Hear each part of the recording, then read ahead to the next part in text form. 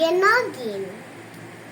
And today we're gonna make a volcano eruption using vinegar and baking soda. Before we start, here are some materials: vinegar, baking soda, water, food coloring, and liquid soap, and empty bottle. The first step is we're gonna put the vinegar into the empty bottle.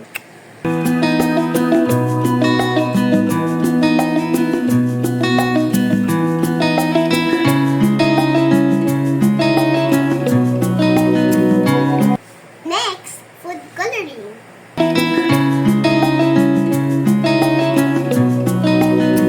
Next, it's liquid soap.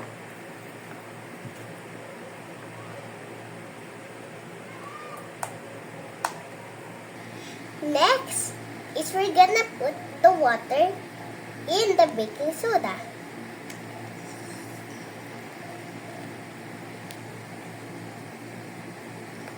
Stir. For the final step, the eruption time, we're gonna put the baking soda in the empty bottle.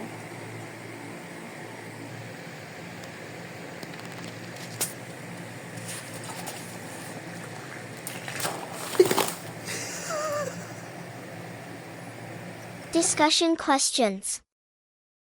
1. What role does the dish soap play in the reaction? Liquid soap makes the reaction more exciting by creating bubbles and foam. 2. How would it be different if you added baking soda to the vinegar instead of vice versa? It doesn't matter if you add baking soda to vinegar or vinegar to baking soda, both will create bubbles and foam. But adding vinegar to baking soda might start the reaction a little faster. 3. What would happen if you added a different liquid than vinegar? If you use a different liquid like water or juice, there might be no bubbles because they don't react with baking soda like vinegar does. 4. What do you think would happen if you added more baking soda?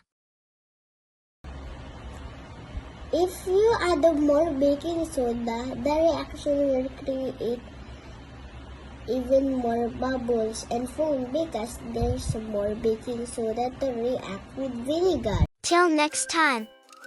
Thank you for watching.